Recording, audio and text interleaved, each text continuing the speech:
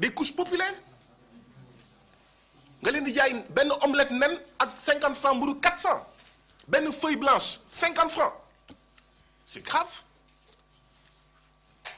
la minute du téléphone 100 francs ma ne ko di nga ko wàññi booy dugg ñu defaat la taatu nen bon ndeysaan sama jabar dina ma ne encore looy tudd sama taatu nen ngeen jéggal ma maintenant tudd sama taatu nen pas pour man je suis désolé ce n'est pas de gaieté de cœur que j'en parle nga dugg ñu ne la mais defal taatu nen ñu simmi la ba nga set wecc man ne leen mais ça c'est un traitement inhumain et dégradant pas parce que man ngeen koy def même ay nit yu am 71 ans on leur a fait ça man ne leen mais yéen bu nekkoon seen baay di ngeen ko def taatu nen ñu ne ma déedéet ba pare ñu jël say bagage di ko sànni ci suuf nga indi ceinture ñu sànni ko ci suuf nga indi calpe ñu sànni ko ci suuf ceinture yoo xam ne day bees te ñun ñëpp xam nañ ne du dem ci mbalit bi mais calpe yoo xam ne day bees ñun ñëpp xam nañ ne du dem ci mbalit bi donc fu mu jëm ñu ngi nekk Cap Manuel ci jamono mbas mi képp kuy dugg kaso foofu ngay jaar d'abord donc c'est pour quarantaine man ñu dugal ma ci néeg boo xam ne maximum 50 personnes la war a jël y en avait 150 bi ma fa génnee y en avait près de 200 chambre 1 c'est la chambre la plus peuplée du Cap Manuel chambre 1 chambre 2 chambre 3 man waxuma ne nañ ma dugal ci beneen chambre déedéet mais sama dugg bi lu tax mu am solo mooy sama yeneen dugg yépp kenn mësuma pakataas mais dama dugg chambre boo xam ne dañ ma pakataas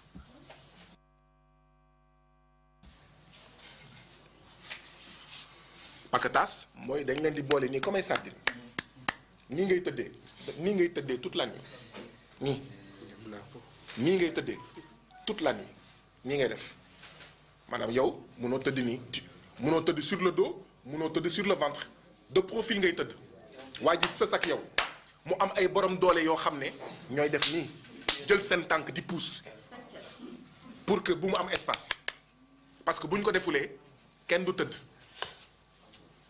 donc dañ ma ñu ma mandat de dépôt mais vendredi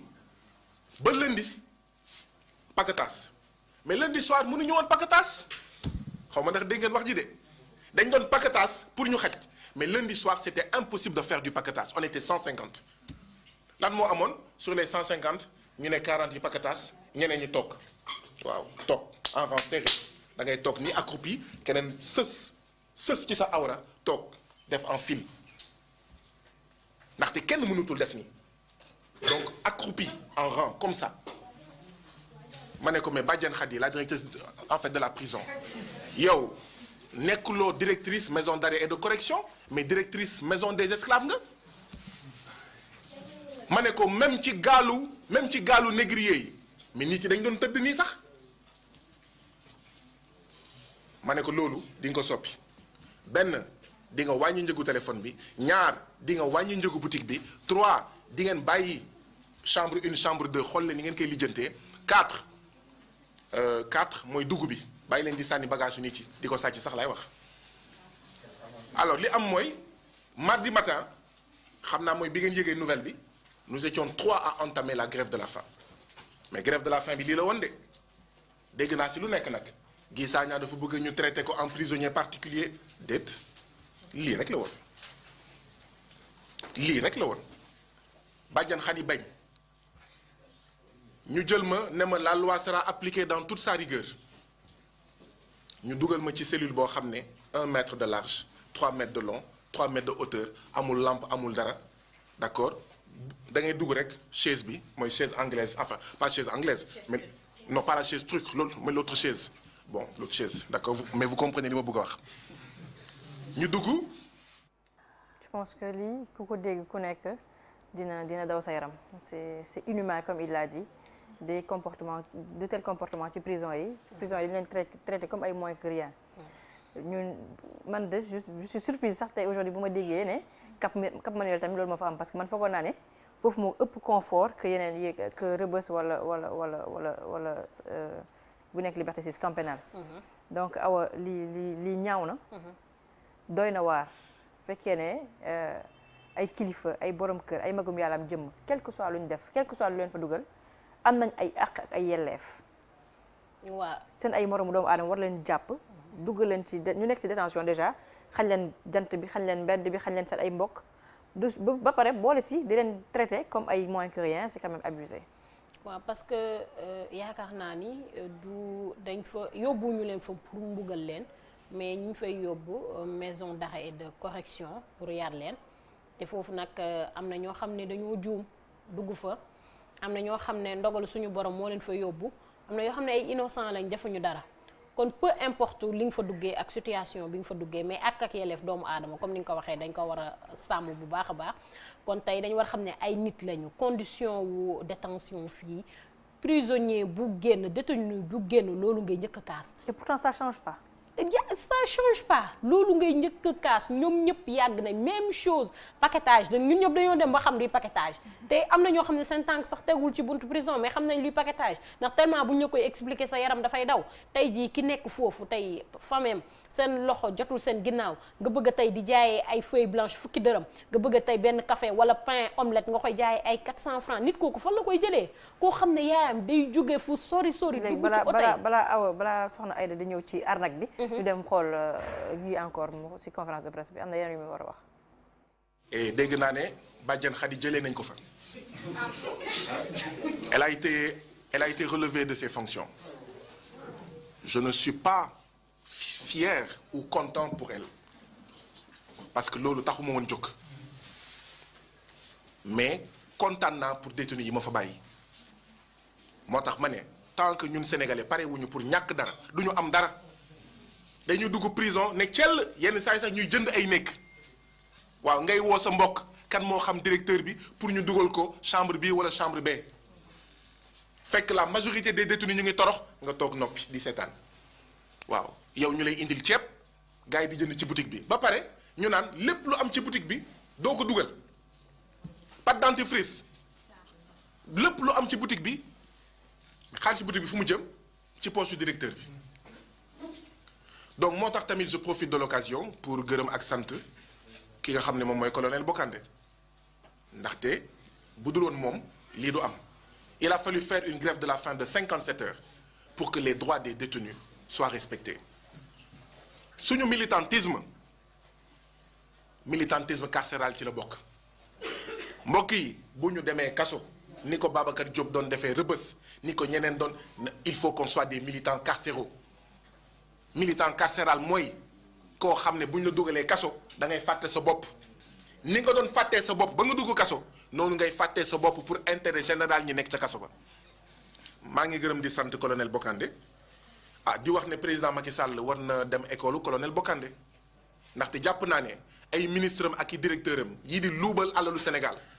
buñ doon affecté wala relevé képp ku sàcc mais on aurait fait des bons importants waaye président Macky Sall ku sàcc mu defal la promotion ku luubal mu defal la en fait promotion ku toje mu mu defal la promotion boo dénoncé mu tëj la donc ngeen xam ne kon loolu moo xewoon biir Cap Manuel deuxième grève de la faim bi mais commencé wul parce que dañoo ne suñu mbokk yaa ngi xeex ci biti mais ñun duñu toog ne nemm ne tekk ne méng biir kaso ñuy toog ñu ñuy libéré ñuy toog ñu ñuy xeexal ci biir kaso bi dañuy xeex et pas pour man Guy Marius Sagna pas pour Assane Diouf mais pour surtout ndaw étudiants élèves yi nga xam ne dañ leen jàppoon nañ leen libéré loolu moo taxoon ñu waxoon suñu avocats yi lundi dañuy def grève de la faim yàlla def samedi kilifa diine yi waaw ñu dajeek waa M2D ne leen ngir yàlla seen marche samedi bi bu leen ko def teg leen ci suuf ñun itam dañoo am kilifa meluñu ni ñi nga xam ne dañ leen wax bu leen jàpp Karim ñu jàpp Karim meluñu ni Macky Sall mi nga xam ne dañ ko ne bul jàpp Khalifa Sall parce que IGE waxu la ko mu jàpp ñun dañoo am kilifa suñu kilifa ay kilifa diine lañu suñu kilifa mu ngi tudd askan wi moo tax tamit ñu teg lépp ci suuf mais lundi boobu grève ñu de la faim ñu ne on va donner une chance à la médiation médiation bi nag commencé na jur ay kii voilà donc lii laa bëggoon wax mbokk yi bon du ma mun wax lépp nag et je ne sais pas ndax Modou Diouf waxoon na ko mais bon question yi dañ koy leb ba beneen yoon d'accord dañ koy leb ba beneen yoon sinon kon kenn du fi jóge je crois qu'on aura l'occasion de se revoir pour faire des questions mais je tenais quand même waaw bëggoon naa leeral mbir yooyu et donc ñu ngi artu président Macky Sall ñun ñoo wax pour la souveraineté France dégage waaye Auchan bu fi explosé bu ma kenn jël si bu kenn jël si waa FRAPP bu kenn jël si docteur Babacar Diop wala Modou Diouf bu kenn laal waa FDS bi France di defee xawma naka lañ koy waxee ay xawma opération wala test antiterroriste def xawma benn bombe Auchan bi nekk wetu ville de Dakar ci la ñu artu woon ne France mu ngi waajal ay affaire de mu def xawma beneen opération exercice voilà ngeen jégal ma exercice laa doon seet c'est le mot que je cherchais exercice antiterroriste muy def exercice mais kenn ki naan Allahu Akbar ñu ne leen nañu moytu France ba pare France mu ngi Mali France fi mu ëppee doole foofu la terroriste ëppee doole France fu mu gën a teewu Mali foofu la terroriste yi ëppee doole ñu ne France bi suñu affaire ñun wóoluwuñ ko de ba pare France moo am Fabius ministre des affaires étrangères bi toog àddina yëpp di ko dégg mu ne le groupe Al-Nosra fait un bon travail or le groupe Al-Nosra est un groupe terroriste en Syrie ñu ne leen moytu leen France de attan nañu sax def bombe Sonatel mu explosé mu ne waaw ñi doon wax Auchan dégage wala France dégage ñoom ñoo ko kii duñ ko nangu tey duñ ko nangu ëllëg bu ngeen di wër terroriste ba dox jàkkaarloog Aliou Dembourou Sow bu yóbboo ngeen taxaw bu ngeen di wër terroriste ba taseeg Malick Sall ministre de la justice bi nga xam ne ay énormité rek lay wax ay njaaxum rek lay wax bu yóbboo nga dellu ginnaaw ndaxte waaw booy wër terroriste mooy l'état néocolonial du Sénégal avec à sa tête le président Macky Sall mi terrorisé en fait askanu en fait Sénégal. am na solo Aïda très rapidement. dégg nga révélation yu gii def arnaque bi nekk ci prison bi mais tamit li mu wax léegi. waaw c'est très écœurant le fait que ñu gis ne bu yàgg ba tey ñi yore ak di yelleefu doomu aadama yi ñuy xeex ba tey mi ngi suñu biir prison ñu doon yaakaar ni mbir mi rëbës rek la am ndekete boo demee ba Cap Manuel jël na sax fii nga xamante ni moom mooy camp pénal tamit prisonniers yi ñu ngi dund goo xamante ni dund bàyyi ma sax moom moo ko tane te yaakaar naa ni am na loo xamante ni nit kenn du ko bañal muy ak yelleefam dañ ne milieu carcéral te foo xamante ni ngir ñu jubbanti nit la maanaam lépp li nga xamante ni bonoon na ci yow boo fa duggee booy génn mun nga fa génn ak acquérir fa benn xam-xam mën fa liggéey boo mënul woon liggéey xam dara ci askan wi boo ko xamul woon mais nag c'est totalement le contraire à ce qu'on voit exactement suñu dëkk du Guy Marius Sagna kese bu doon moom kese ñu ne waaw kay peut-être que day def yëfu activiste rek pour xupp jëmle ci nguur gi mais da ngay tase ku génn sa koñ sax même chose la lay wax ni on vit l'enfer ci biir prison yi mu nekk loo xamante ni nag dafa commencé am ay conséquences te conséquences yi sont palpables et on le voit muy ay nit yoo xamante ni wala ay ndaw dañuy génn prison gën a violent gën a mën a def lu bon gën a mën a sàcc am xol bu bon boo xamante ni daanaka li ñu dundoon ci biir prison bi la ñuy delloowaat ci askan bi mu doon yee choses yoo xamante ni c'est à revoir ak lekk bi tamit war nañ ko dem xoolaat nekkin bu baax ci prison yi laata kon muy gën a dégénérer Louise. am na solo ñu ñëw ci waxtaan bi yëfu GP yi dañuy waxtaanee ba léegi ay tolof yu bëri ñu ngi koy dund ñu ngi leen di triander ñu ngi leen di def ay drogue seen colis yi ñuy dund ñuy jànkonte ay jafe-jafe di ci tëdd depuis kaso seen dara ci yàqu yooyu yëpp ñoom lañ bëgg a reeral tey ñu ngi am Mamadou Kane depuis Paris muy GP moom tamit nekk si biir métier bi Mamadou. waaw soxna Louise. ñu ngi lay ziar. delloo ziar bu wóor. mbaa yaa ngi am jàmm. waaw sant yàlla di nuyu sa naataangoo yi toog foofu. naka mbokki Paris. Paris mu ngi fii rek ak corona beeg confinement beeg couvre-feu bi c'est un peu compliqué quoi. Mamadou nga dégg GP yi jafe-jafe yu ñuy dund jamono bii yëpp seen ay naataango di ci fay tëdd prison surtout yoo xam ne ay sénégalais bu fekkee yenn GP Sénégal yi ay sénégalais hommes yi yéen ñoo leen jox ay colis yoo xam ne da leen di porter préjudice. waaw loolu moom affaire bi phénomène bi moom mu ngi commencé mel ne Covid quoi en fait kon phénomène bi mu ngi gën a empiré wu si côté bi mbas mi ñëwee ba léegi parce que trafiquants yi amatuñu issue boo xam ne peut-être mën na leen faciliter ñu yóbbu seen musiba bi. léegi si GP yi lañ ko bëgg a di jaarale. ak façon bu nekk nag heureusement que GP yu bëri ñu ngi contrôler mais mënoo contrôler lépp parce que ñoom ils sont en avance yow loo xalaat ñoom xalaat nañu leneen. ak feneen pour mun a écouler seen drogue ñoom loolu moo leen intéresse. que GP bi dugg kaso wala mu am problème loolu ça les intéresse pas donc GP yi ñoom war a mun a gën a vérifier gën a fagaru voilà def attention daal loolu laa leen di digal. bu ñu gisee kaawu xale bu jigéen bi fi amoon nii jamono bi Mademoiselle Ndiaye bu ñu jàppee ki ko joxoon drogue bi mais ba léegi moom mi ngi kaso moom ba léegi mi ngi en détention ban suite lañu mën a xaar ci événement boobu. waaw xam nga affaire mbiru justice c'est pas parce que. fekkee ne mës nga waaj rek dañu su fekkee ne mës nga dund genre affaire voilà su fekkee mës nga am sa collègue il faut ñu def seen enquête xool saytu mbir yi ba xam ne kii vraiment elle n'est pas coupable wala kële moo ko jox wala loolu mu nga bàyyi. mais c'est pas parce que bàyyi nañu waaj rek automatiquement ndaw si dañ koy libérer loolu du demee noonu quoi mais au moins jàpp nañu waaj ça va permettre ndaw si quand même am benn issue boo xam ne dina nekk favorable.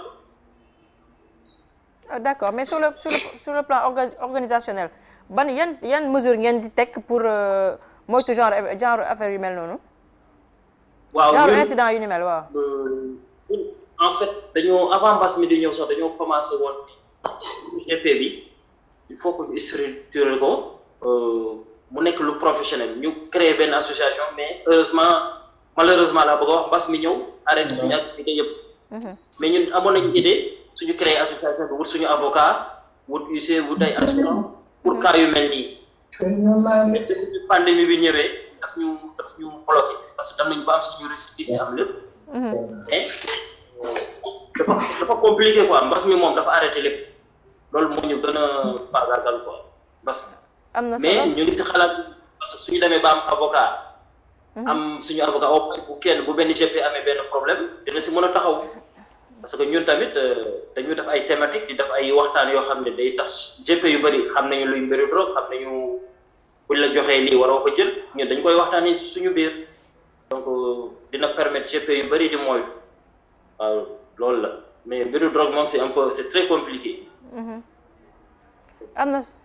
na solo Mamadou da ngay garder la ligne nga may ñu jël Touré moom tamit benn waaye la boo xam ne frère am GP la dañu ko arrêté depuis le mois de novembre. muy dund ay torof ci métier bi la ko jëlee tamit. février Touré allo Touré xam naa ne rëcc na allo. oui allo. oui monsieur Touré naka nga def. waaw ça va soxna si na nga def. mbaa yaa ngi am jàmm. dafa mel ni connexion bi neexul. ça va alhamdulilah. waaw ñu bàyyi la nga expliquer ñu situation bu sa frère di dund actuellement nga xam ne doon liggéey ci wàllu GP tolof yi mu jëlee ko foofu.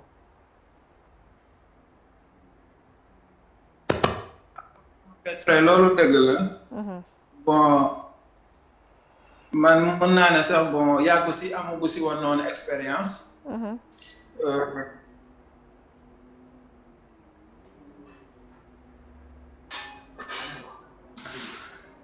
waaw yow la ñuy déglu. ok d'accord bon man mun naa ne sax yàggu si noonu parce que amu si woon noonu expérience moom moo ngi woon foofu Maroc doon liggéey foofu il a fait là-bas 2 ans. waaw bon ñëwoon na Sénégal rendre visite la famille après mu delluwaat. léegi après ba mu delluwaatee bon si la commencé woon bëgg def affaire GP bi. waaw premier jour bu mu indi bagage yi Sénégal si la ko ndogal bii dal. parce que dafa benn femme bu ko boole woon ak benn guinéen bu tudd benn Ramas Camara. moo ko joxaale woon une valise pour mu indaaleel ko Sénégal. Bon en fait ndakate valise bi waa ji dasee def double fond. dasee def double fond. double fond bi ndakate si la defoon assise bi quoi. ok. léegi nag moo sama frère ba mu ñëwee jusqu'à l'aéroport bon si la ko scanner bi gis. bon police aéroport bi daal di koy interpeller laaj ko ñu ne ko bon en fait mu ne leen valise bi dama ko jox pour mu indaale ko Sénégal. dafa am benn waaye bu ma boole pour mu indaale valise bi Sénégal. mais moom exactement xamul fu waa ji liggéey après moom si lañ ko téye. bon ba léegi ban ko téye ça fait plus de 2 mois moo ngi foofu actuellement léegi actuellement même son père actuellement là-bas au Maroc. waaw di si def ay moom ak consulat bu Sénégal. bon en fait man am na ay quelques enquêtes yu ma defoon bi parce que dama bëggoon xam bu kii bi yegg see fii colis bi bu yegg see fii Sénégal ñoom ñooy doon destinataires yi. waaw. bon ba yàlla def nag bon ñi ko waroon destinataires yi waroon jot fii colis bi brigade de recherche fii bu Sénégal jàpp na ñooñu ñëpp. ah heureusement. waaw metti woon na nag parce que ñoom mujj gi dañoo fayoon seen portable mais comme ak géolocalisation yi. en fait jëloon na tout mais après yàlla dogal na mënoon na leen yàlla dogal ñu jàppale ñoom ñëpp quoi benn jigéen nag moo nekkoon fii tête de file bi ak ñeneen ñi si topp si ginnaawam. muy lu doy waar Awa bu am question pour. waa moom mi ngi wax ni jàpp nañu ñi nga xam ne ñoo naroon recevoir drogue bi fii mais instant bi ana frère am bi est-ce qu'il est libre wala mi ngi foofu ñu téye ba tey wala parce que dafa ne ça fait un mois que bu ñu ko jàppee woon il est libre wala mi ngi ci. bon oui bon après c'est vrai ça fait maintenant un mois sama frère bi moo ngi actuellement foofu Maroc si prison bi libéré guñ ko parce que waa ji ko joxoon foofu au Maroc léegi sama papa ba mu demee foofu si police bi ànd ak soxna yi sama frère bi dañ leen wax police Maroc bi daf leen wax dem leen ngeen wëral seen bopp ki ko jox ngeen indi ko boo leen ko indee moom dinañ ko soog a bàyyi tu vois ñoom loolu lañ njëkkoon joxe li nga xam ne mooy comme information waa ji actuellement ñun ñoo ngi yor ay photos numéro de téléphone bu mu njëkkoon a yor changé na ko ba yàlla dogal nag am na locataire yi mu dëkkaloon ñooñu tamit jox nañu numéro de téléphone bu bees bu muy utiliser actuellement au Maroc yooyu yëpp déposé nañ ko police Maroc ak ay photos mais ñoom nangu ñu def benn recherche ñoom dañoo toog rek nee nañ bon famille bi nañ demal seen bopp ñu jàppal seen bopp waa ji pour ñu andi ko mais actuellement bon jël nañ avocat ba moo ngi suivre dossier yëpp ak. l'aide du consulat du Sénégal ñoom actuellement ñoo ngi siy def ay jéego daal mais police marocaine bi moom moo jógagul def benn jéego ñoom ñoo ngi toog fu ñu toog rek quoi. am na solo Aïda am nga question pour moom. waaw moom mu nekk problème boo xamante ni gis nañ ne bu xaw a similaire la ak xale bu jigéen bi mu am te bi tolle bi mu am tey jii gis nañ ni ak jàppandal bi askan bi indi moo tax mbir yi doo gën a gaaw ci liggéey bi waaw ndax ñoom tamit jéem nañ yëngal interpeller ñi nga xamante ni ñoom ñooy autorité étatique yi si li nga xamante ni xew na foofu ndax gis nañ ni mi ngi hors du pays donc mbir mi du jéem a du neex a mu sotti tant que amul tamit loxol nguur gi ci biir ndax ñoom tamit jéem nañu xool ay voies et moyens yoo xamante ni dinañ ko am ngir jot ci ndimbalu autorité étatique yi. waaw. c'est vrai bon en fait foofu xam nga Sénégal consulat bi rek moom moo fa mën a taxawu Sénégal yu fa nekk. jéego bu am consulat Sénégal consulat bu nekk si réew moom moo fa mën a def ay jéego mais xam nga Maroc affaire de royaume moo fay dox. c'est pas comme le Sénégal. fekkoon fii jéego yi suñu police yi def si boppam bañ jàpp ñi nga xam ne destinataire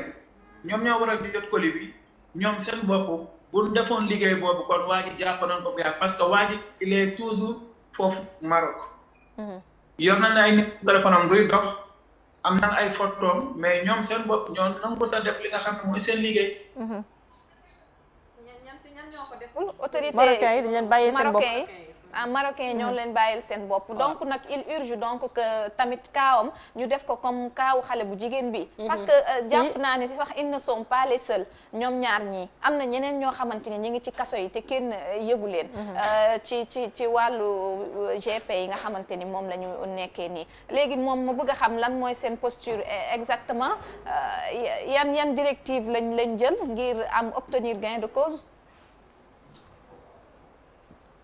waaw bon en fait comme que ñun suñu waajur bu góor moom fa bon moom moo nekk foofu ak yenn xaritu sama petit frère bi ñu nekk di si dox ay jéego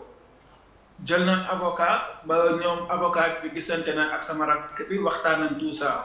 xam nga bon léegi fu mu nekk nii lenn rek moom fu mu nekk nii moom mooy solution bi mooy waaj di ko jox bagage bi foog lu mu metti ñu trouvé ko. foog lu mu metti kon loolu police marocaine bi rek moom moo si mën a jàppale mais ñoom nangu ñu si def benn jéego ñoo ngi toog fu ñu toog kon ñun dañuy jël lépp rek teg ko si loxo yàlla rek yàlla leeral lépp daal. Touré nga juboon nga leeral ñu ndax photo bi ñu wane si écran bi moom la moom moo jox sa frère bi affiche bi. tout à fait c'est un Guinéen il s'appelle Benramas Camara. parce que même ba mu ko joxee ba mu xamee ne sama rakk bi jàpp nañ ko moom si la changé domicile. ok. si la changé domicile changé numéro de téléphone mais numéro de téléphone bu bees bu muy yor actuellement yàlla dogal na yor nañ ko mais duñ ko si woo duñ ko si def dara dañuy bàyyi noonu tamit balaa muy gën a xam ne ñoo ngi koy wër quoi. mais lan moo leen confirmé ne que mi ngi Maroc ba léegi. non mënul génn Maroc. parce que avocat bi dafa lancé woon porte plainte foofu ba dafa xamoon foofu commissaire police bi daf ko lancé si aéroport yi comme avis de recherche pour mu bañ a génn. am na solo Touré ñu ngi lay jaajëfal. ok merci beaucoup. amal jàmm bu baax a baax. ok jërëjëf. allo président Mohamed. Mamadou. Mamadou dafa mel ni rëcc na ci ligne bi.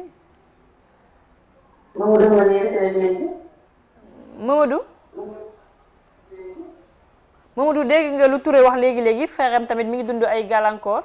yéen ngeen nekk ci benn kuréel. torof yu bëri fa trop jamono bi kii tamit mi ngi nekk ci même drogue bi lañ ko jox.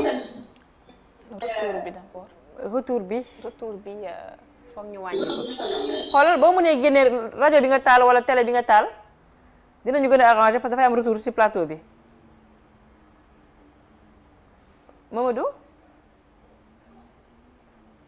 Mamadou. micro am tëju. déggante bi neexul Aïda. Aïda gis nga lu Touré expliqué fii mu mel ni fee bi dafa commencé bëri woon na mais. léegi tamit xale yi ndaw yi nga xam ne dañu dugg ci milieu GP bi xam nga mag yi bu yàgg ba amoon nañu expérience ba lu leen nit indil rek dañ koy xool mais tamit beneen affaire dafa am mooy tamit technologie dafa gën a avancé xam nga boo doon dem tey ay Mexique ay pays yooyu nga xam ne drogue dañu maîtriser yëfu drogue ba nga xam ne seen aéroport yëpp lépp luy am sécurité yoo xam ne day saytu yi wàllu drogue ay wàllu loo xam ne dafa impur loolu dugg seen dëkk même médicament sax buy dugg seen dëkk dañ koy xam donc aéroport yooyu pour nga jàllale fa drogue du yomb ba tax na tamit ñu teg ay loi ak ay sanctions yu fort pour passeurs yi parce que da nga doon gis ay nit ñoo xam ne booy seetaan tey ay discover da gis ay nit yoo xam ne ay passeurs yi loolu mooy seen liggéey mooy lan dañuy jël simuler benn état de grossesse def ci drogue ba mu fees pour jaar si scanner parce que léegi xam nañ ne nit ñi dañuy am compassion si personnes âgées yi wala si femmes enceintes yi de ce fait personnes âgées yi ak ñu nekk en état de grossesse ñooy nekk passeurs yi xaaral Mamadou ñëwaat na Mamadou. waaw maa ngi lay dégg. waaw Mamadou dégg nga lu Touré wa expliqué sànq. waaw dégg naa lu ma expliqué. lan mooy problème bi mooy gis nga soxna Louise. waaw. Sénégal dañu dégg benn affaire dox na rek ku nekk dugg si. sans xam lu muy dugg. gis nga pandémie bi lu mu ñëw nii dafa tax nouveau GP yi ñëw yëpp amuñu sax la mooy métier GP. parce que ñi ko doon def authentique ñi nekk authentique yi ñu bëri mënuñu voyager parce que ay visa la ñu yor. te frontières yi dañ ko restreindre ba léegi nii donc borom day dégg ne GP am na xaalis mu dugg si sans xam li nekk si biir. te du ñu laajte. loolu mooy suñu problème sénégalais il suffit que ñu dégg benn affaire dox na rek ñëpp boppee dugg si. waaw loolu mooy problème te axe Maroc Dakar bi dafa bëri affaire drop man képp ku ma laaj ne dafa bëgg a def GP Maroc lu mu lay njëkk a wax mooy moytul parce que axe boobu temps yëpp fa la ñu nekk fa la ñu nekk mais ñun dañu am groupe boo xam ne dañu nekk foofu di waxtaan di def ay thématique naan moytu leen lii bu leen def lii bi ñu créé association pour boole ñëpp mais Sénégal pour nga boole nit ñi yombul parce que ku nekk dafa bëgg a doxal boppam ñun bi ñu defee association 200 personnes moo ñu wuyu si te pourtant GP yi c'est des milliers mais lépp lu ñu def waaw pour booloo rek da ngay gis ñoo xam ne ñoom dañu ñëw mel ne parti politique bëgg a xaajaloo bëgg a indi yeneen kii te ñun dañ ko def pour juste aider les gens pour mun a nekk booloo mooy doole. mais Mouhamed est-ce que jotul ngeen am sécurité mais Mouhamed. waaw est-ce que jotul ngeen gën a formel def association am ay assurance def yooyu yëpp ba nga xam ni su leen nit joxee colis te fekk ne colis bi dafa am danger tamit da ngeen ko mën a jàpp xam kan la exactement parce que mu leen di basé aussi ay numéro de téléphone kese pour mooy nekk seen link entre ki leen jox colis bi ak kan ngeen di jox colis bi. mais ñun am nañu association lu ma la doon expliquer ADIS. créé nañ ko am nañu récépissé mais avec pandémie bi lépp a taxaw presque. waaw parce que lépp a taxaw ba nga xam ne lépp lu ñu mbëbatoon daal dafa am retard lépp mu ngi woon ci projet yi pour wut avocat wut UC wut assurance mais am na GP yoo xam ne tey ñii di yor seen société. di déclarer di fay employé ñooñu boo ñëwee da nga lay laaj sa pièce d'identité defal la facture. wax la li nga indi jël sa filiation yëpp mënoo leen rëcc. mais nan la ko Covid bi mën a bloqué Covid bi qu'est-ce que ban impact la am si association boo xam ne yéen ñëpp bokkoo leen fi ngeen nekk donc vous coordonnez wala vous échangez par mail wala par WhatsApp donc voilà ak technologie bu am léegi lan moo war a retarder loolu parce que Covid bi je pense pas que mën a impacter si genre association yu mel noonu. démarche administrative. non parce que ADIS bi taxaw na ba pare. ba am suñu récépissé mais association bi tey li koy dundal mooy cotisation yi ku mënatul liggéey mënul cotiser mënuñu cotiser pour doxal ñun am nañu benn siège boo xam ne mu ngi foofu si VDN bi am suñu comment ça s'appelle GIE commencé woon daf fret yàlla daf frontière yi ubbiwaat fret bi yàqu léegi amatuñu kii moo koy dundal quoi cotisation yeeg yooyu te loolu mënatuñ ko def c'est un peu compliqué ku nga xam ne tey liggéeyatul mënul def dara kooku boo ko waxee ay association du la déglu parce que am na yeneen yu mu tal. dëgg la am na GP yoo xam ne tey bi pandémie bi ñëwee ba léegi voyagé wuñ si lañ doon dundee ñooy dundal seen waa kër yi mais mënatuñu def dara presque 1 an et quelque. dëgg la kay xam nga tey xelam c'est une association c'est un peu compliqué. am na solo soxna Aïda am nga question pour Mamadou. waaw Mamadou dafa mel ni ñoom dañu oyofal li nga xamante ni il me semble moom la ñuy liggéey alors que dañuy liggéey loo xamante ni c'est très important mi ngi mel ni livreurs yi nekk Dakar gis nañ ci yoo xamante ni ils sont victimes plusieurs fois ci yoo xamante ni ay yóbbante la yoo xam ni am na ci ñoo xam ne am nañ ci ay problème donc là mënoo leen rek daal di tënku ci ne association bi Covid bi moo tax arrêté nañ ñëpp que yéen tam ngeen arrêté lépp loo xamante ni commencé woon ngeen ko parce que vous avez vu ici au Sénégal ñëpp ñi nga xamante ni ñi ngi liggéey ci benn secteur d'activité am nañ yeneen yoon yoo xamante ni jël nañ ko ngir mën a continuer comme il fallait seen liggéey tantôt Louise mi ngi ko doon wax muy avec la nouvelle technologie mun nga toog fii awa toog fii mais ñi lijjanti même su fekkee daje bi ñu ngi koy tere mais quand même ngeen xool ba li ngeen commencé woon ngeen mën ko eggali moi je voudrais dire aussi par ailleurs ngeen tamit gën a xoolaat yéen seen taxawaay parce qu'on voit que Aïda Mbène nag Louise ak ñoom ñëpp a ngi bëgg GP parce que gis nañ awa mi ngi ci GP bi alors que ça demande aussi des voies et moyens à prendre ak yoo xamante ni da koy régulariser comme il faut moi je vois actuellement beaucoup de moodu qui sont devenus des GP ñoo xamante ni bàyyi nañ tukki bàyyi nañ jaay voilà dañuy ñëw rek sa benn mbokk fii wala sama benn xarit ñëw na fii jox ko lii mu yóbbaaleel la ko foofu la commencé te am nañu commencé woon ci ay yóbbu xaalis bi bañ ci commencé am problème lañ ko arrêté ñëw indi ci li nga xamante ni moom moo di lii bi donc sécurisation bi il le faut Mamadou ngeen veille bi est-ce que yéen tam jotul ngeen am ay jumtuwaay yoo xamante ni dina tax yéen ngeen gën a mën a am par exemple li nga xamante ni ay luy détecté waaw sans autant que nga tekki wala nga xool li ci biir ngeen xool ba yéen ni ngeen mën a organiser wee ba am yoo xamante ni tamit dina gën a ngeen gën a amaat benn taxawaay boo xamante ni seen sécurité bopp la laata trajet boobu di am. waaw li nga wax dëgg la technologie bi avancé na yu bëri mën nañ ko def à distance mais am na démarche yoo xam ne tamit loo ko def à distance loolu mooy problème boo ñëw dañ naan la pandémie bi surtout Sénégal tey man mënu ma nekk fii di lijjanti dara si côté Sénégal si côté technologie bi déjà physiquement pour nga ñëw lijjanti benn affaire benn kayit bu ndaw dañ lay dawloo di la dawloo ay années ay mois ki lay dawloo physiquement 1 mois xam nga kooku côté boo ko bindee email mun nga toog 2 ans doo jot réponse ñun pour ñu yor suñu récépissé ba rek problème la woon problème la mais li nga wax nii dañ si bàyyi xel gën a jóg te tamit di lancer appel mooy GP yëpp ñëw fekk suñu ñu nekk benn say quoi parce que bu ñu dispersé woo ku nekk association fii association fële loolu amul njëriñ ñun bu ñu koy def wutuñu si dara dañu def pour jàppale GP yi nekk benn pour am ay acquis pour mun a avancer loolu moo taxoon ñu jóg mais jikko sénégalais dafa xaw a doy waar quoi li nga wax si affaire détective yi loolu yomb la am loolu c'est des choses yoo xam ne police moo ko mun a yor wala police wala douane. non pourtant non mais pas exactement sax yi muy wax ni détecteur de drogue. pas détecteur de drogue kenn day jaay. mais pas exactement sax moom ni mu koy xalaatee moo tax ma ne ko. il faut mu maanaam lëkkaloo bi yaatu. gis nga Awa mi ngi Dakar yow yaa ngi France. Awa ça fait 1 an presque wala depuis Covid bi elle n'est pas partie en France. vous pouvez ngeen collaborer le fait que ki nekk fee gérer lii ki nekk fii gérer lii. bu leen ne lépp mën na tëju wala Awa. si non mais bu fekkee lu jëm ci wàllu déggante beeg waxtaan bi. ñu ngi koy def parce que comme ni ko Mamadou waxee am nañu groupe de WhatsApp dégg nit ñëpp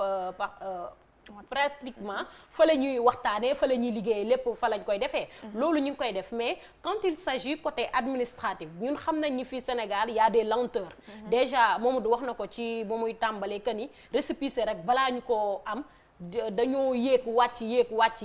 ba bëgg a dee doog a mën a am li nga xam ne moo di récépissé léegi am nga sa récépissé mais tey ñi nga xam ne des personnes yoo xam ne yooyu nga waroon dem rencontrer tey par exemple su ma jëlee kaawu ñi nga xam ne ñoo di agence de voyage yi commencé woon nañu démarcher ak ñoom ay partenariat ba nga xam ne bu ñuy voyager dañuy faciliter dañuy may yu bëri mais bi Covid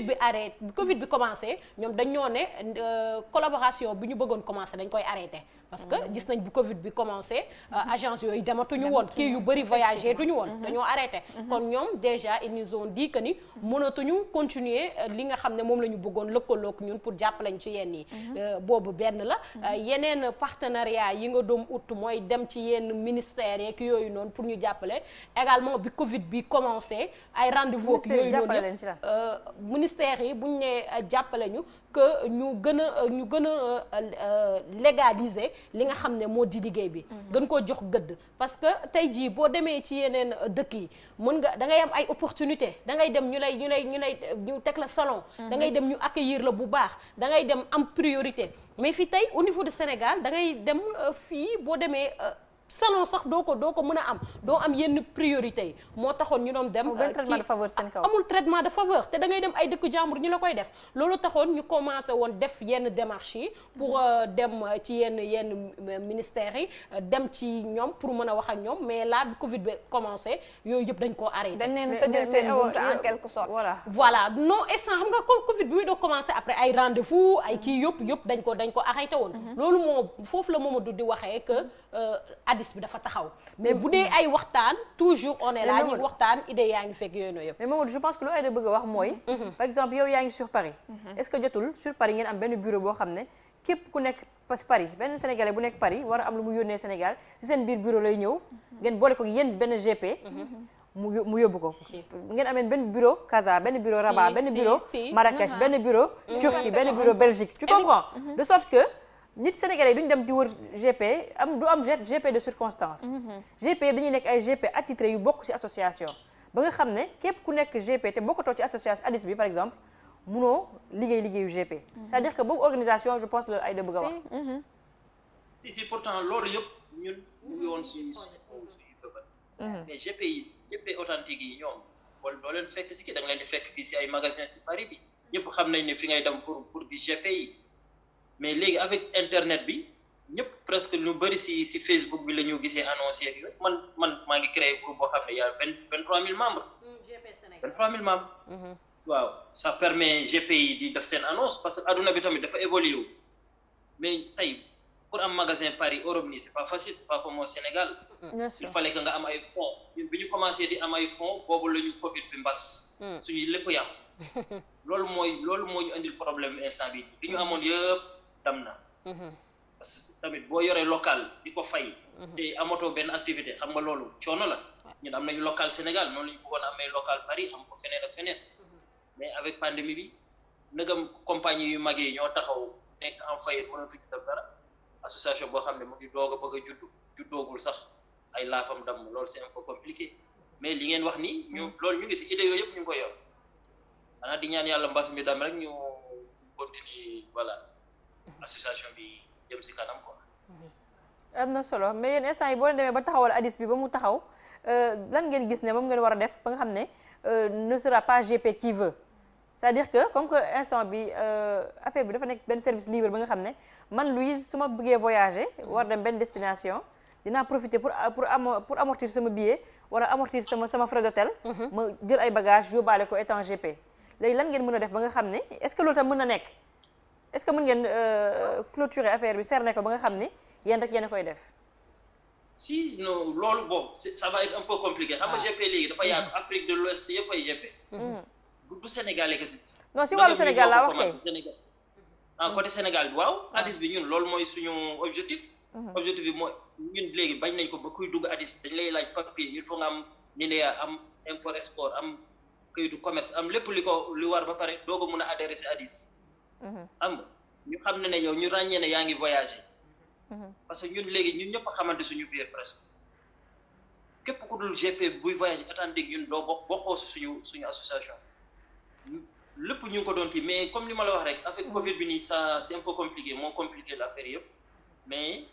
ñu ngi si daal ñu ngi si. mais beneen question tamit xam naa bii moom sànni xeer lay gën a ndirool mooy awa dina ne Louise bul def GP parce que GP de circonstance ngay nekk mais lu ma jaaxal Mamadou mooy man awa day am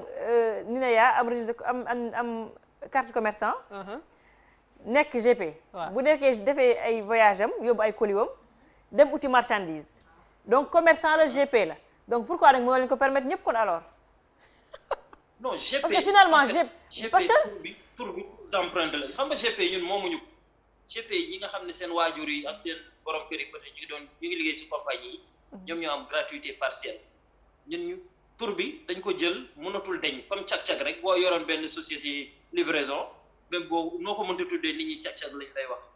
mais ñun ay co-valiseurs lañu dañu jël ay colis di ko yóbbu. oui on comprend. ay co-valiseurs lañu mais liggéey bi comme ni nga wax rek ku nekk mën na ko def mais liggéey bi c'est très compliqué Louise. même côté familial côté social yëpp c'est très compliqué. waaw du ku nekk rek mën gàddu bagage rek yóbbu loolu du GP de GP dafa bëri ay paramètres yu si nekk. mais il faut nga nekk si biir pour mën ko xam. am na solo Mamadou ñu ngi lay jaajëfal. waaw di leen sant di leen gërëm. amal jàmm bu baax a baax nga nuyu ñu waa Paris yëpp. ok merci bien. donc awa dégg nga lu Mamadou wax. man je pense que yenn structuration ak organisation bi ba léegi dafa des. parce que bu fekkee ne liñ fi wax ni yëpp c'est-à-dire que teg ngeen base bi mooy association am na. mais est-ce que entente am na. est-ce que ñi ngeen war a benn synergie est-ce que ñi ngeen war a boole yëpp boole ngeen leen. est-ce que ñi ngeen war a jubóol yëpp est-ce que du nekkul benn clan parce que bu fekkee dafa ne groupe WhatsApp bi 200 personnes la wax. 23 000 membres. est-ce que mais 23 000 membres mënuñu actif. c'est pas possible. si parce que ñi fa nekk ñëpp ci groupe bi ay GP lañ. groupe bi déjà moom mooy groupe bi mu doon wax mooy GP Sénégal bi nga xam ne moom la créé sur Facebook et WhatsApp aussi ku nekkul GP doo ci adhéré doo ci dugal du la dugal ci groupe bi mais côté. xam nga former un groupe rek c'est yomb na. waaw mais doxal groupe bi ak fexe ba ku nekk ci groupe bi di respecter règlement yi di am benn formation au préalable balaa nga def sa premier voyage. mooy ñu xam ne. lii produit dëkk bu nekk lii produit bi waru fa dem. lii produit war na fa dem lii war na fa dem lii waru fa dem. lii comme colis du ma ko yóbbu par exemple pour moins de risque ñu xam nañ ne aéroport boo dem yor loo xam ne genre mélange la. lait de corps wala diw wala saafara wala loolu day suspect par exemple. lépp loo xam ne daf may tardel ci aéroport bi du ma ko yóbbu. waaw xam nga léegi loolu mooy problème bi. xam nga tey bu fekkee tey nit ki dafay voyager rek benn Louise buy voyager rek am na valise am bu libre mu ne xaar ma profité GP waale. mi ngi doog a dem ci dëkk boobu tey jii xamul dëkk ba la ñuy tere xamul lañ fay nangu mu dugg xamul luñ fa nanguwul mu dugg. ku ko jox bagage rek mun na def annonce am vite fait ku ko jox bagage rek mu yóbbu dugal kooku bu ñàkkee chance dëgg mën na am problème ci dëkk boobu parce que xamul la wér mais tey bu fekkee yow GP nga comme ni ko Mamadou waxee GP authentique balaa laata nga ciy dugg nga dem gëstu xool bu baax maa ngi man kat dama bëgg a tey dama bëgg a dem Paris tey su ma fa naree dem yal bagage lañu permettre mu dugg yal bagage lañu ma permettre nga laajte am si information yëpp yi nga xam ne moom ngay soxla pour nga mën a dem si dëgg boobu beneen bi mooy que ni li nga wax ci association bi nga xam ne mettre nañ ko sur place am na récépissé et tout mi ngi comment parce que am nañ siège fii nii à Liberté 6 ci après Auchan bi foofu la ñu am suñu siège mais tey xam nga mënoo fekk nit nga forcer ko ne ko da ngay dugg par force ci association bi. C'est impossible. mais ñi fa jot a nekk sax duñu cotiser.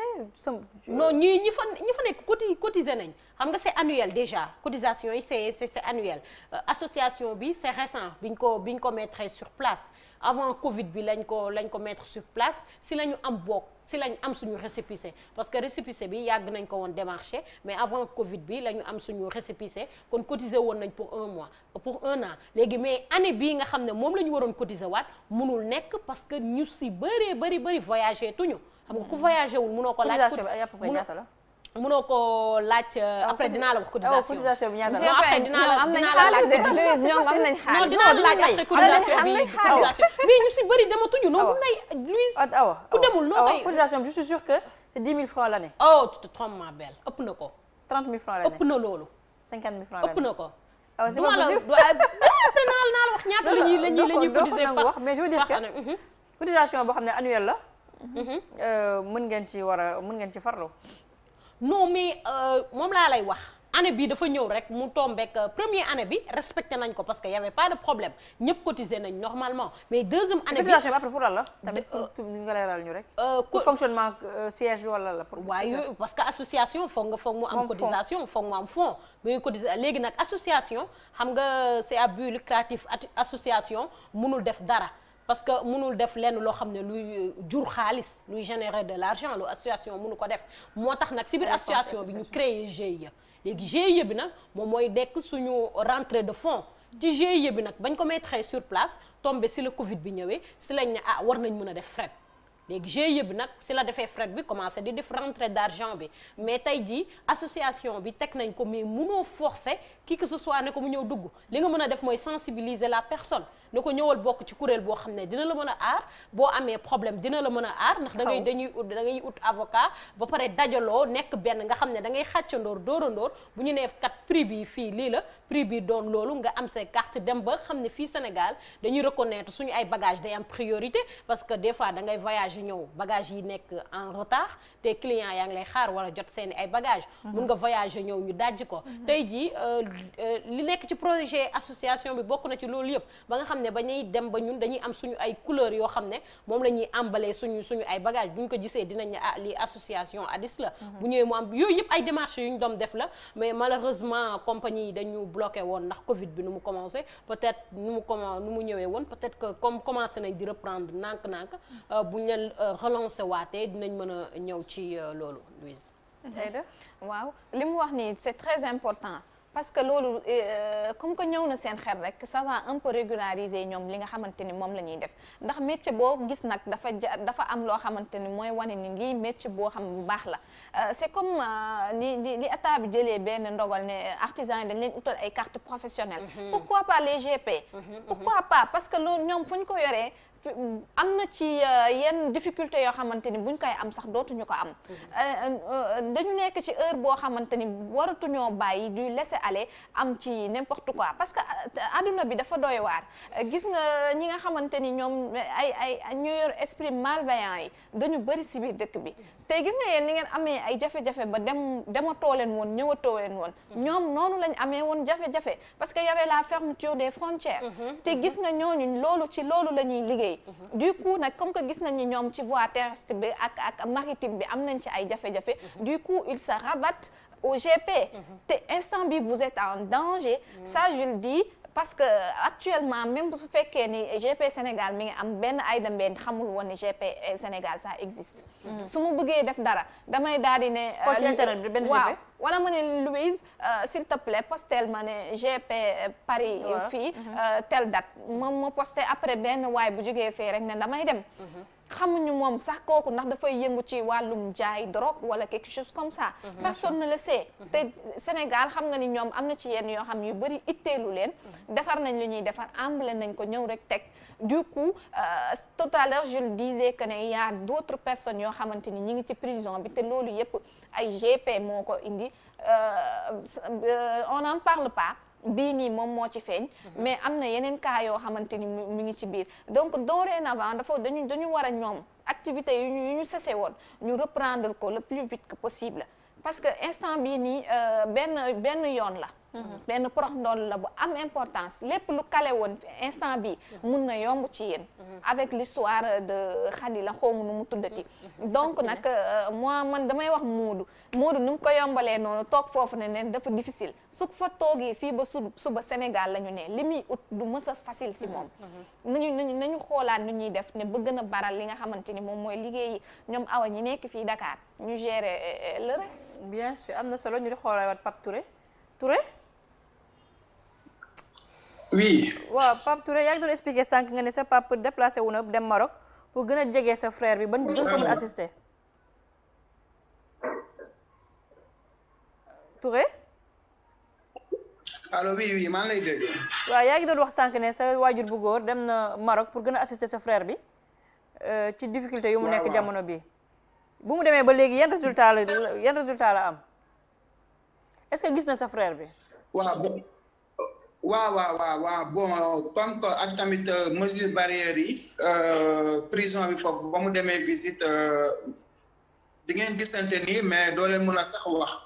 parce que day am ay barrières yu leen séparé quoi genre verre quoi plexiglas doo leen mën a déggante mais gisante na nii quoi si kanam. en plus de sama frère dina am possibilité des fois woo leen téléphone foofu si kër gi loolu tamit moo ngi koy def quoi. léegi bu ñu xoolee instant yi xam nañ ne internet mi ngi def benn magie bu extraordinaire c'est-à-dire que nit mën a nekk ci benn jafe-jafe par la grâce de solidarité bu ñu Sénégalais yi di def poste yi ñuy posté photo yi ak propagande bu ñu ciy def parce que communication tam daf ci am solo est-ce que loolu yëpp yéen a ngi ci.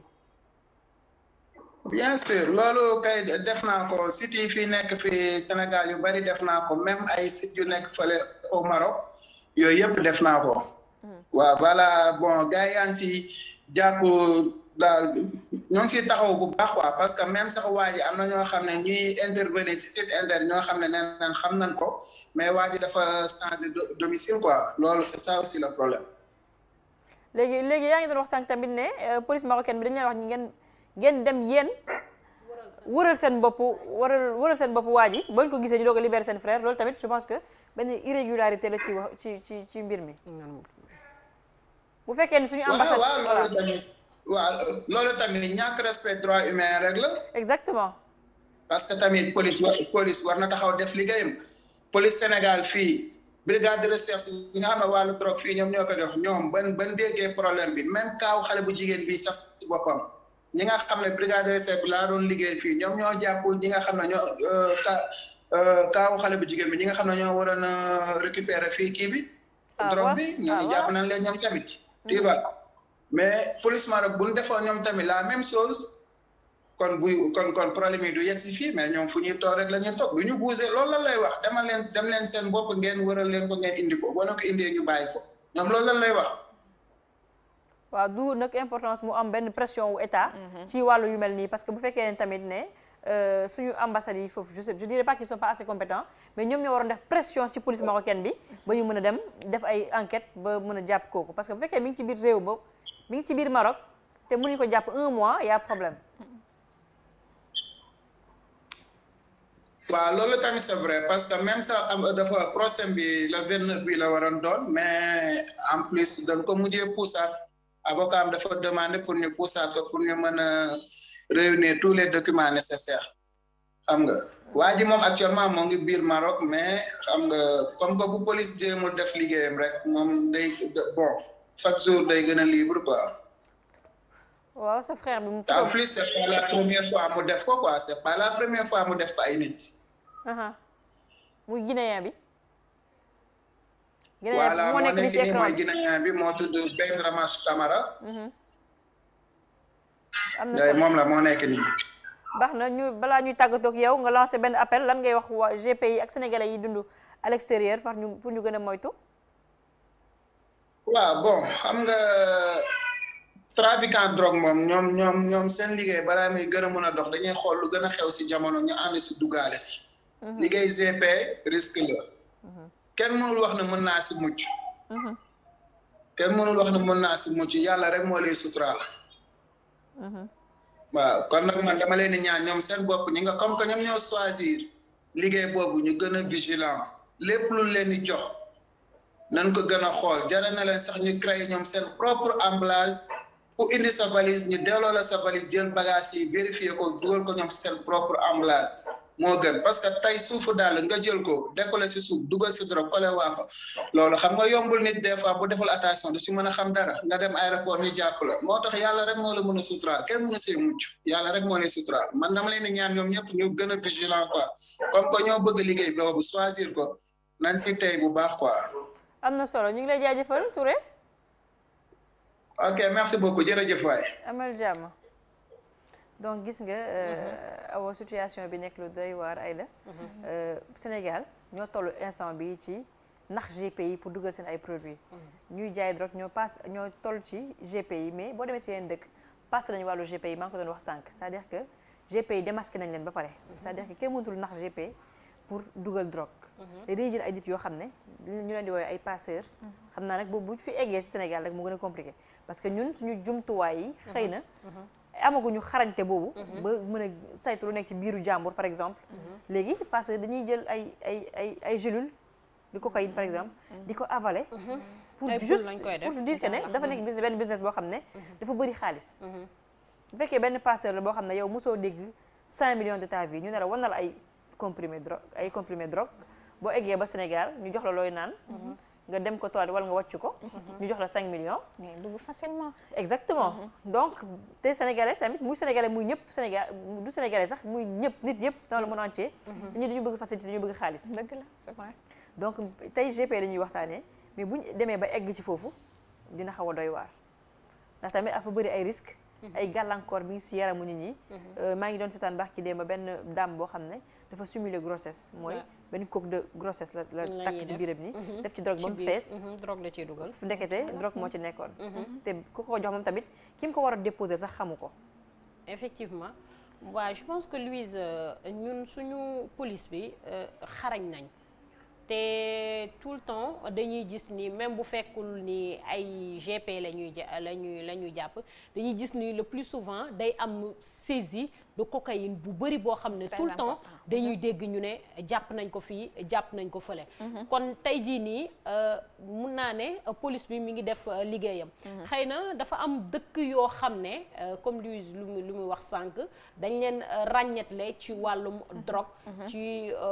wàllum xeet googu ba nga xam ne moo tax tout le temps waaw tout le temps dañuy dégg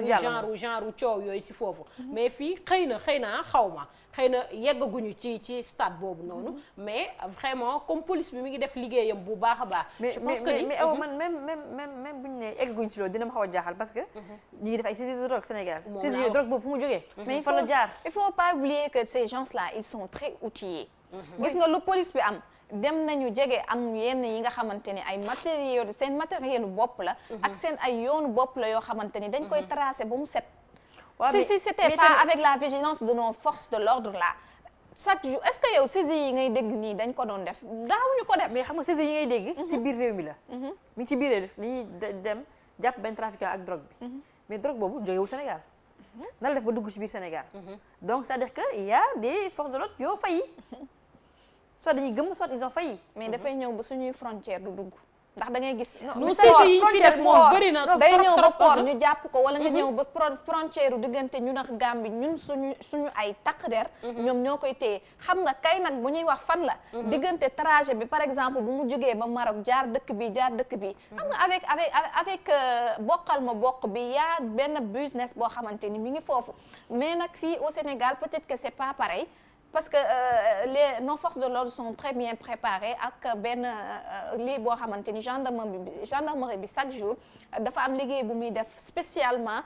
daal di jël ay produits impropres ak ay produits yoo xamante ni waruñu dugg ci réew mi nga xam ne à chaque 2 mois 3 mois ñu defal ñu benn saisie générale boo xamante ni moom la ñuy tegal dañu am benn mission boo xamante ne c'est spécifiquement ñu jëmlee ko ci loolu noonu donc nag Louise li nga wax c'est vraiment possible que ñu tamit dawale fa tuuti suñuy bët xool trajet boobu noonu ana naka lay yombee nga jaarale dorog yow calmement au calme ba nga egsi fii ñu door a xam te quantité yu bëri la tey rek ñu ngi waxaat benn saisie bu très important boo xamante ni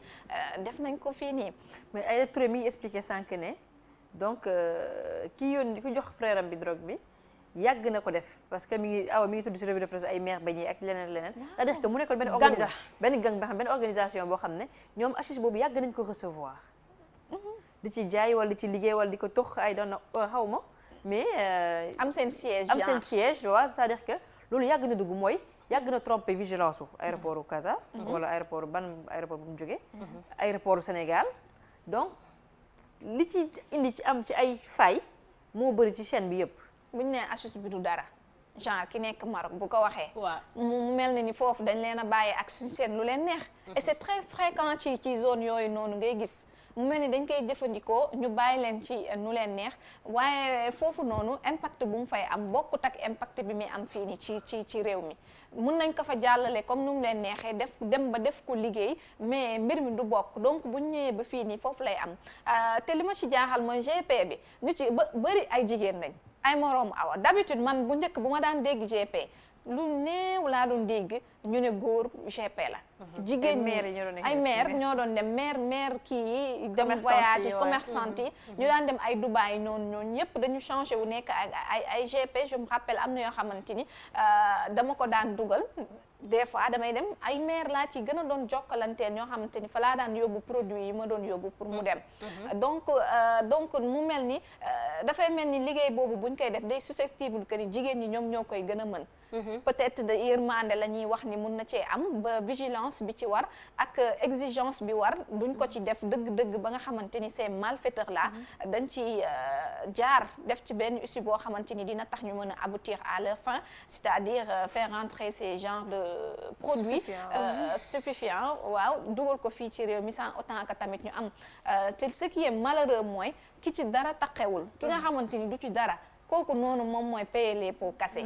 te imagine kii nii nga xamante ni donte découvrir nañ jeune bi moom moo ko ci dugal est-ce que génnam tam dina yomb du yomb il faut que ñu ouvrir la responsabilité quand même aussi ouvrir yeneen enquête même si elle est victime mais il faut que ñu ouvrir yeneen enquête yoo xamante ni tamit wóorul ne mun nañ ko taqalaat ci yeneen ak yeneen donc c'est très important que bu ñoom femmes yi ñu gën a def très attention même si que bëgg nañ xaalis Covid bi ak affaire yooyu noonu xam nga ñu gën a xoolaat seen liggéey bi aussi est-ce que mucc si seen liggéey bi yomb na parce que bu fekkee ne il y a peut-être 2 ou 3 mois je pense ñu ngi fi doon dégg benn dame boo xam tamit ay diw lay jaay Sénégal moom léegi ñëpp ay defar diw xeesal yi ci biir diw bi lay def gélule yi def ko ci biir diw bi yóbbu ko ba ku ko yóbbu tamit am problème waaw moo tax du la vigilance parce que kay jii nii ku la jox ay butéelu diw xam nga tey ku la jox diw wala jox la butéel yoo xam ne ay gel de douche wala shampoing lu mu mën ci doon boo dul GP da ngay gàddu rek yóbbu mais au moins la GP yi ñoom boo leen joxee lu mu mën ci doon da ngay gis dañuy ut dara loo xam ne mën na ko dugal ci bouteille bi pour vérifier xool ndax amul lenn lu nekk ci biir parce que récemment rek am na benn vidéo boo xam ne benn waay la ñu ngi wane muy sotti gel de douche bi ci tey bouteille yu bari la yore woon di ko sotti ci lavabo bi nga gis kii yi nu muy génnee xam nga tey boule de drogue yi ni mu koy génnewee xam nga tey jii kooku tey bu nekkul woon GP bu amul woon vigilance wala mi ngi nii je pense. waaw voilà bu tey bii laay vidéo bi laay wax bu amul woon vigilance tey du mën a génnee lii nii tey mais il faut que tamit nit ñi tous les moyens sont bons. tous les moyens sont bons. ils sont intelligents. très intelligents même. wala kenn ki nga xam ne ay magie cube or. waa kunoor yi. kunoor yi kooku nan la mënee dajji loolu. dugal fa dorog lama saat ko paqueté ko jox ko nit ki. def ko ay bit nag waaw ay comme même chose boo ko jëlee da nga naan lii kunoor la da nga naan lii bouillon la. xalaatoo ni drogue war na mën a nekk ci biir. mais xam nga tey dem nañ ba léegi GP yi kunoor yaa ngi nii. waaw effectivement kunoor yaa ngi nii. dañoo dem ba léegi GP yi dañoo ñaawu njottu ci affaire yu bëri. parce que dañuy gis lii di ko gis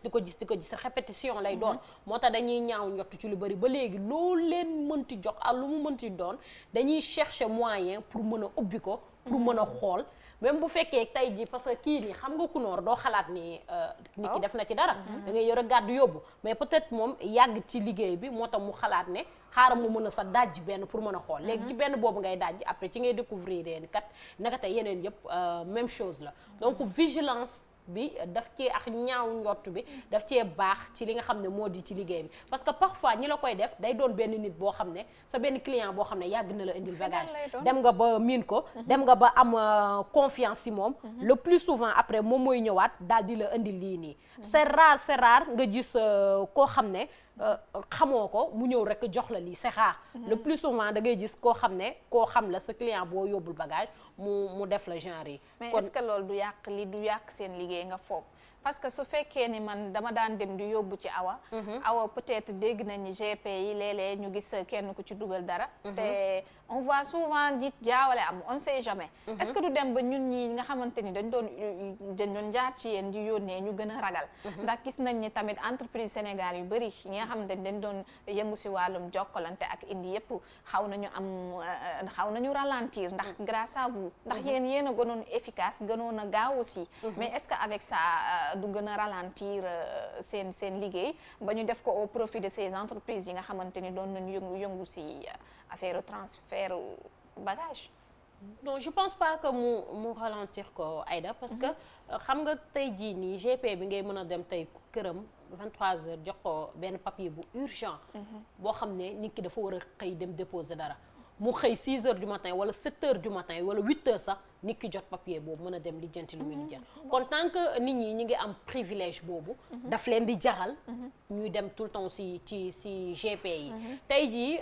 mun nga dem ci yenn entreprise yoo xam ne ñuy yóbbu sa bagage di nga toog 2 jours wala 3 jours doo ko jot ci bagage bi loolu benn la ba pare coût bi encore boo demaatee ci yeneen entreprise yi nga xam ne dañuy def te en plus yaa koy jëli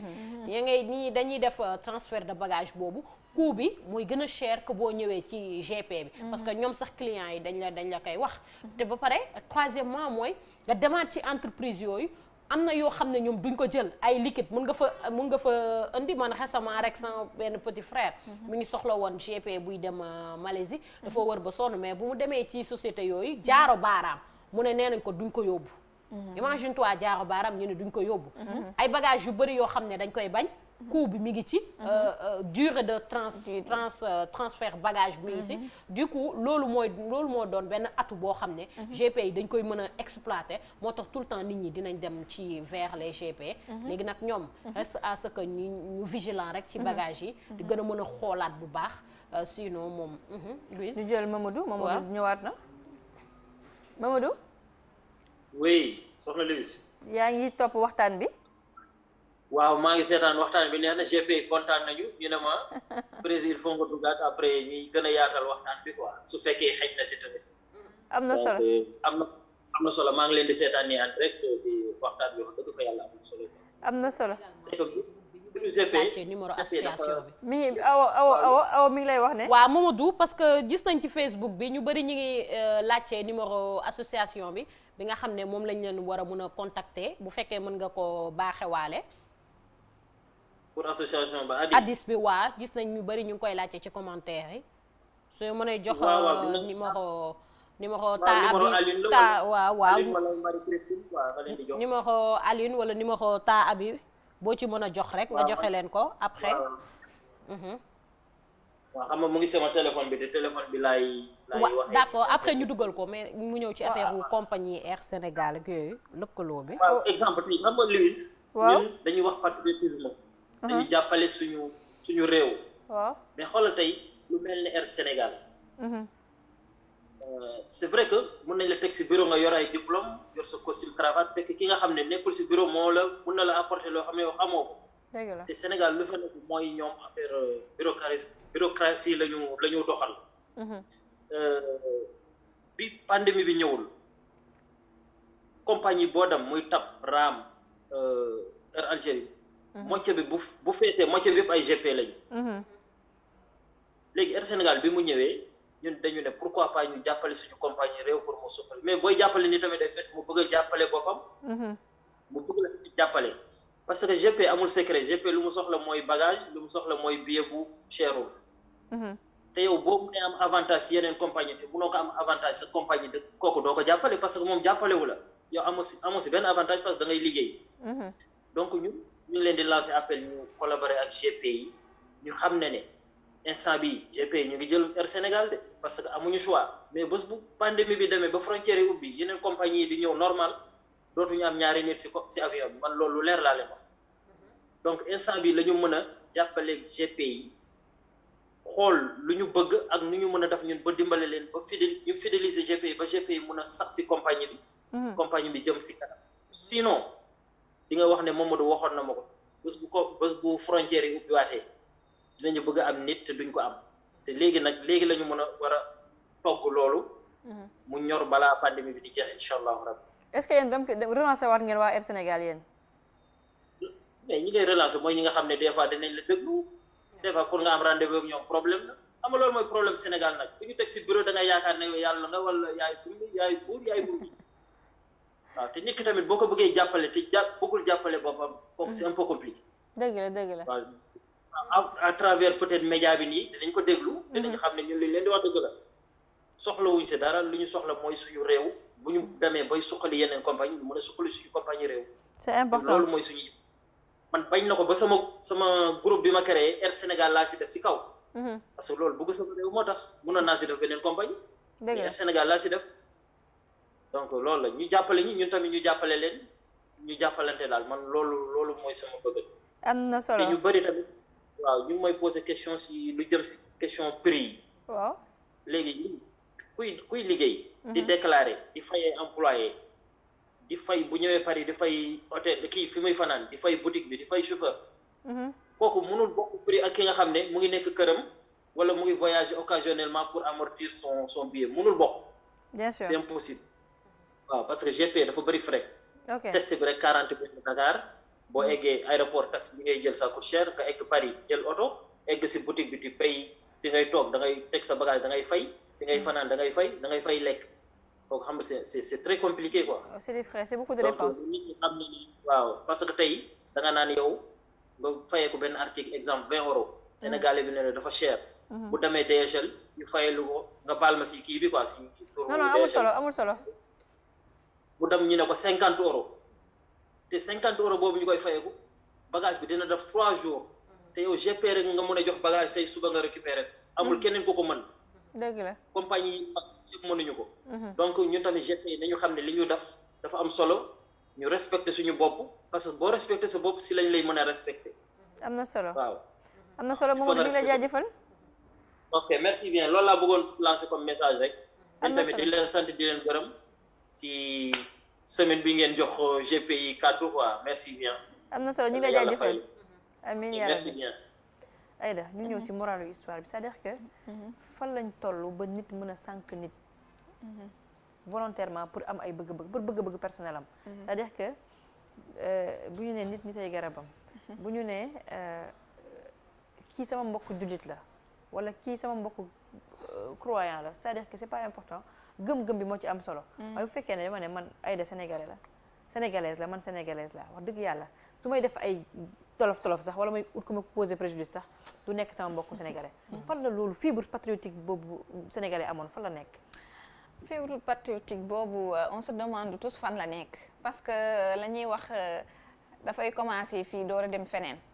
su fekkoon dañu gis ne loolu noonu dafay daw fii ci biir Sénégal ñu ne bu ñu demee ci bitim réew solidarité boobu dina fa nekk ba nga xamante ni koo gisee ni kii sa moroomu sénégalais la di daan dooleem yow néegoo jël di def loo xamante ni amaana mun ngaa xam ne tôt ou tard caabi dina ko féete ginnaaw. loolu dafa nekk ci africain malheureusement si ñun dafa nekk ci ñun di jiital intérêt bopp ba nga xamante ni da ngay sànq sa moroom nit sans autant que mu def la dara parce que gis nañ ki koy def moom xam na ni il va s'en sortir. gis nga kee nu mu ci mën a amee jafe-jafe bu mën a yàgg peut-être ci balaa ñu koy bàyyi kee du ko am yow ak loo mën a def yàqu da ngay gis ni du jour au lendemain nga gis ko muy taxawaalu comme nu mu ko neexee fii nii c'est-à-dire justice bi nga xamante ni moom moo war di am du am du coup nit ñi amatuñu xolu patriotisme jàppalante solidarité te gis nañ ko ci Sénégal laataa ñu laa dimbali sax da ngay faatu. te rek lu ma jaaxal mooy Sénégalais fu mu xamee borom Sénégalais waaw donc lu tax mu mun ko sànq awa dama la jox benn anecdote dafa am ci benn dëkk bu mu mësoon dem dugg ci seen moyen de transport yi benn genre train quoi boo duggee train bi dafa bëri nit ba nit yi amuñ fi ñu toog ma gis benn waay comme il est nit ku ñuul la mu toog moom chaise bu mu jàkkaarloo kenn toogu fa mu jël tànkam teg ko ci yaa ngi dégg bu ko ci tegee ay tubaab ñoo ko wër kenn toogul moom mi ngi jël tànkam teg ko ci kaw chaise bi ma jékki-jékki rek xool ko mu ñuul rek ma ne ko mais sëñ bi maa ngi lay bëggee de rek mu ne waaw mais sama mbokku Jolof c'est-à-dire que pour dama gis mu ñuul rek xam naa ne Sénégalais moo sañ lii fit la ñam mooy sëñ bi maa ngi lay bëggee de ma ne ko waaw mais copain lii nag mooy lan mais non gars yi foog nga leen def nii waaw dañuy nappe c'est-à-dire que pour dire que neex nañu reconnaître mën nañu reconnaître seen morom Sénégalais fu mu gis moromu Sénégalais am boo xul sax dina xam ne bu ko gisee mu dox rek xam ne ni kii Sénégalais la effectivement donc bëggante boobu ñuy am solidarité boobu ñuy am si su jàmm su amee léegi lan moo tax nit war a jël privilège boppam jël boppam teg ko foo xam ne jël boppam sauver boppam mën a lor moromam bu nga xam ne ñoo bokk dëkk ñoo bokk ay gëm-gëm ñoo bokk ay croyance am na bàyyi na yaay bàyyi na papa xam na ne kii nii soutien de famille la bu ko yoon tegee loxo tey jii ay waa këram ay boobu du yem ci boppam kese ay waa këram dañ ci souffrir ñeneen souffrir si ba pare nag gàcce dafa xajul ci gor xam nga ñi ngi néewal ñi ñu jàpp nii gis nga kaso awa dafa nekk lu doy waar am na ñu bëri yoo xam ne mënuñu ko dékku wala bu ñu ko dékkoo itam bu ñu génnee mu ñu dékku regardu population bi te loolu tam lu mat a bàyyi xel la waa hypocrisie rek parce que nit bu ñemee jël lu metti teg ko ci moromu nitam hypocrisie mooy tax muy def yéen ni parce que tey jii ni nga ko waxee ñu ci bëri ay soutien de famille lañ ñu si bëri parce que gis nañ ni bi pandémie bi commencé ba tey GP yi nga xam ne dematuñu te ñu nekkoon ay soutien de famille di jàppale seen famille dañoo am ay jafe-jafe yu métti pour rek subvenir à leurs besoins yoo xam ne seen famille moom la ñu soxla tey waxuma la kooku noonu nga xam ne dafa am lu tax mu toog mais ki nga xam ne tey da nga ko teg ko benn jafe-jafe ba li caabi féeti ko ginnaaw famem war a dépendre ci moom mu war a dimbali famem mënatul dimbali famem parce que mi ngi ci kaso bi tey ji psychologiquement kooku tey bu génnaatee parce que réinsertion des détenus dañ koy wax chaque jour da ngay gis koo xam ne bu génnaatee kaso pour mu nekkaat ci nit ñi problème lay doon parce que day jàpp ni tey ku ko xool rek daf koy xoolee bëtu jaar nga kaso ku ko xool rek tey mi ngi koy xoolee ni kii kat dafa def dara dafa truande war a dara tey nit kooku bu génnaatee nan lay nekkaatee ci biir société bi parce que nit moo bon ak alalu àdduna moo leen ci jaral ñu bëri ñuy def yenn yi mais en tout cas moom di wax rek vigilance rek lañ ci mën a def parce que tey defkatu lu bon Louise loolu lal mu laal li loolu lal mu yow boo tëddee di nelaw bay yandoor moom instant boobu mi ngi tëdd di xalaat bal moyen la war a mën a jël tey pour jaarale affaire am bal moyen tey la war a mën a jël pour satisfaire boppam parce que moom xoolu la boppam moo ko ñox tey business am moo ko ñox tey nag nit ki noo ko mën a moytoo mooy nga def tout jéem a di farlu jéem a di ñaaw njott parce que daf ciy baax imagine toi ku la indil benn yëre olof tey bu Aïda jël omb bi dugal ci dara loo xam ne lu kii ay technique yu garaaw yoo xam ne ay nu ñu omb nan la nit di xalaatee loolu nga omb yëre jël ci dugal loo xam ne mën na indil nit ki problème parce que nit ki léegi nag bu fekkee moom dafa nekk koo xam ne ku ñaaw njott la boo ko indilee yëre day tas yëre bi yëpp di lamb fu ne mu lamb ko fu ne mu xoola tey waxuma GP ba mel ni luy sax doo am jot bi waxuma GP bi mais tey sa famille yow sax ñoom dootuñu nelaw sa famille sax du ñu nekkati ci jàmm. tey ci suba rek bi ma yeewoo di liggéey ci sama maam lu ma wax xool nga journal Obs bu démb bi ma ne ko lal moo fa am mu ne ci GP yi la ñu doon waxaat def leen bu nànk nee nañ ay nombre de personnes ñu ngi prison ndax loolu xam nga tey stress bi nga teg sa famille xam nga dafa métti sa famille sax du ñu nekkati ci jàmm. mais pire encore Aïda am na ay GP yoo xam ne instant bi ñuy kaso te GP yeneen GP yi xamuñu ko waaye itam pire seen ay mbokk xamuñu ko parce que am ñoo xam ne dañuy nekk extérieur subir fa benn préjudice nekk ci ay tolof-tolof dañuy am gàcce wax seen waa kër ne maa ngi kaso c'est-à-dire que da ngay tey de dootoo leen déggati amoo seen ay nouvelles xamoo fu ñu nekk xamoo ñu nekk ne amuñu benn assistance te ñu ngi ci biir kaso yi dañuy préféré tëdd seen peine ba mu jeex ñu génnaat ne dañoo feebaroon wala lii fekk ne ñu ngi subir ay affaires yoo xam ne ñoom kese tout seul ñu coupé leen ci reste du monde bi et malheureusement muy dundu GP yi xanaa ma fay jaar tàggoo waaw joxal sa ndénkaane may te wax na la ko mooy ki signalé na la ko ay bandi ma jaay affaire nandite rek waaw à noter que Birame Souleye Diop administrateur PASTEF jot na liberté provisoire am ni ki nga xamante ni moom mooy Abass Sall di coordonnateur am ni bu PASTEF mu mel ni vague de libération yi mi ngi gën di woy yàlla na woy ba ñëpp ji ba waa université tamit ñi ñuy réclamer que ñu génnee leen aussi ndax étudiants yi nee nañ chaque jour dañuy yëngu-yëngal ba keroog ñuy lii donc nag di nuyu ñi nga xamante ni doon nañu seetaan ñëpp di amaatoon mbégte bokk ak yéen plateau yi ak suñu GP bu mag a mag bi yal na yàlla saafara yëpp ba xéewal yi gën a yokk amiin du ay dóor de boo ndee sax da ngay fay waaw maa ngi nuyu GP yëpp surtout ñu ñu doom suivre ci internet bi di nuyu sama maman de cœur ta Abibatou Ba xam nga moom depuis Nantes GP bu mag boobu ta Safietou Diagne ñoom ñëpp su ma limee damay juum ñoom ñëpp maa ngi leen di nuyu di remercier encore Mamadou Kane bi nga xam ne bu xëyee suba ba ngoon balaa moo tëdd mi ngi ci GP yi sonn si ñoom di profité rek pour joxe numéro Alune di président association wu Addis parce que ñu bëri ñu ngi koy laajte numéro am rek ku bëgg a adhérer ci association bi 76 la 739 00 00 76 739 00 00 ku bëgg a adhéré ci association Addis association GP yu mag yooyu numéro Aline ngi noonu maa ngi nuyu GP yëpp ñoom Thiat Fatima ñëpp laay nuyu sama doomu ndey moom nañu tey malheureusement waaw mais contenté la parce que saafara la luy jural askan bi ay mbégteel kese la awa tey moom plateau bi donc waaw semaine waaw bi le plateau au féminin tey nag ñun Cheikhouna dafa daw waaw dafa daw tey Oustaz Mohamed Diop daw Oustaz Birame Bassine daw Laye Pay daw ñu géré ko rek Fallou daw ñu géré ko rek mois de mars bi jeexul voilà jeexul mois de mars bi jeexul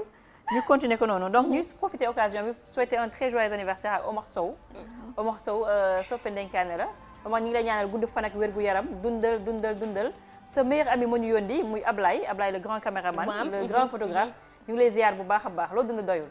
mbokk yi fii la ñu yem ak yéen ba lundi ak jàmm incha allah am leen jàmm asalaamaaleykum bismillahi rrahmani rrahim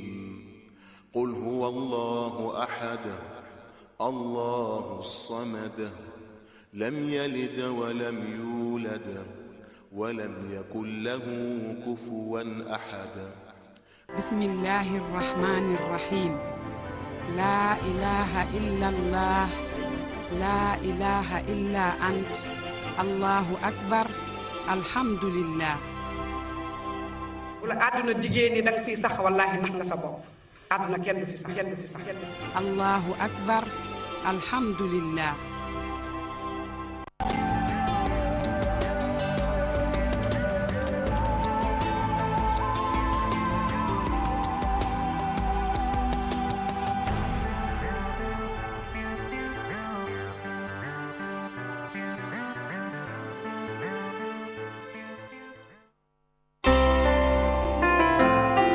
bismillahi rrahmani rrahim la ilaha illa allah la ilaha illa ant allahu akbar alhamdulillah ce dimanche sur DTV. ñi ngi leen di nuyu bu baax di leen nuyu fii ñu leen di nuyoo ay bis bu jot seen émission mag mi ñu naan ëttu ndaanaan yi tey nag ki ñu saf mooy Alpha Dieng waaye nag émission bi nee naa leen saa su nekk rek dafay am nu muy tuddee nu muy tuddee. sama toog ba digi joor wuy coon gata tëdd nelaw jeex wuy coon xel mi dem ci laaxira demoo mu ju daan dëggal saana biige mu ju daan yëgg ci ay wayam coon daanaan la dem na nii kulla si daayi xatil mawti bu mën a way doon tere dee coon sekk du dem bàyyi Sénégal kor jaagalay wuy la ti jóg di dëgën bàyyi jóor dem ba degen baay ndaagu degen baay coon ngi noonu kon coon nag ci loolu la daan dox wax dëgg yàlla li mu nekk lépp ci kër lépp loo xam si ne teg nga ko tey da ngay defoon tey la ko way bilaay loolu mooy mën a way loolu moo doon ko mën a ndongalu ba tey mi mu faatoo bu la tegalee wayam da ngay defoon tey la ko dëgg la waaye way lépp macha allah loolu moo fi nekk kon Sénégal ñu mën a way ñaa ngi fi di def lu baax kon ne ñi ngi ñaan yàlla daal yàlla na fi gëj amiin yaa rabbal aalamiin moom te yàlla xaaral ko àjjana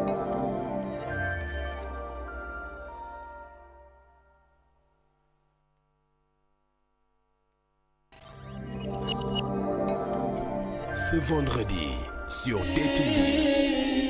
Bismillahir Rahmanir Rahim. Alhamdulillahi Rabbil Alamin. Wa sallallahu wa sallama ala sayyidina wa nabiyyina Muhammadin wa ala alihi wa ashabihi wa sallama taslima. Ajuma ji di ñaar fukki fan ak juróom benn ci weer wi su 11h jotee jàpp 12h30 fii ci DTV. Seen émission Ëttub l'Islam dina amalam jàng politique gu l'islam ndax dëgg la wala ay gént la. Lan mooy taxawaayu l'islam ci politique? Naka la ñu mën a organiser relation bi dox